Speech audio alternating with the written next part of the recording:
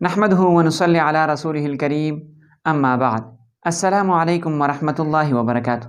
مسلمانوں سے ایک عاجزانہ اپیل ہے، ہر مسلمان مرد اور عورت کو چاہیے کہ دین پر عمل کرنے سے پہلے یہ دیکھ لیں کہ آیا یہ کام دین اسلام میں ہے یا نہیں، کیا یہ آپ صلی اللہ علیہ وسلم سے ثابت ہے یا پھر نہیں، کیا صحابہ رضی اللہ تعالی عنہم اجمعین نے وہ کام کیا ہے یا نہیں۔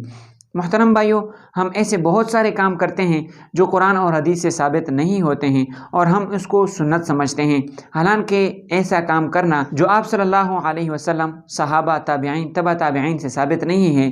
اگر ایسا کوئی کام کرتے ہیں اور اس کو دین کا حصہ سمجھتے ہیں تو یہ بدعت ہے۔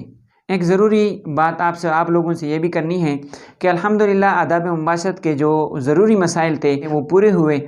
اب انشاءاللہ ایسے وظائف آپ لوگوں کے سامنے بیان کریں گے جو قرآن اور حدیث سے ثابت ہیں۔ محترم بھائیو، ایسے بہت سارے نواقف لوگ ہیں جو ایسے وظائف کرتے ہیں جو آپ صلی اللہ علیہ وسلم سے ثابت نہیں ہیں، صحابہ سے بھی ثابت نہیں ہیں، اور ایسے وظائف اپنے طرف سے بنائے ہوئے ہیں۔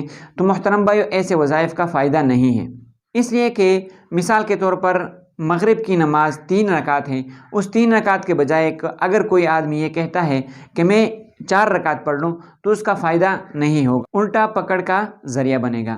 تو اس لیے انشاءاللہ آپ لوگوں کے سامنے ایسے وظائف بیان کریں گے جو قرآن اور حدیث سے ثابت ہیں۔ اگر آپ ایسے وظائف کو اپنا عمل بنائیں گے تو انشاءاللہ آپ کو دنیا میں بھی اور آخرت میں بھی بہت سارا فائدہ حاصل ہوگا۔ دنیا میں یہ فائدہ ہوگا کہ اگر آپ دشمنوں سے حفاظت چاہتے ہیں تو انشاءاللہ وہ حفاظت بھی ہوگی۔ اگر دنیا میں آپ رزق کی وسعت چاہتے ہیں اور اللہ تعالیٰ کی عبادت چاہتے ہیں تو اللہ تعالیٰ کی عبادت بھی ہوگی، یہ ذکر کرنا، اور ساتھ ساتھ جو آپ رزق کے بڑھنے کے لیے جو دعائیں کریں گے تو انشاءاللہ دنیاوی فائدہ بھی آپ لوگوں کو حاصل ہوگا۔ اللہ تعالیٰ سمجھنے کی توفیق عطا فرمائے۔ وآخر دعوانا ان الحمدللہ رب العالمین۔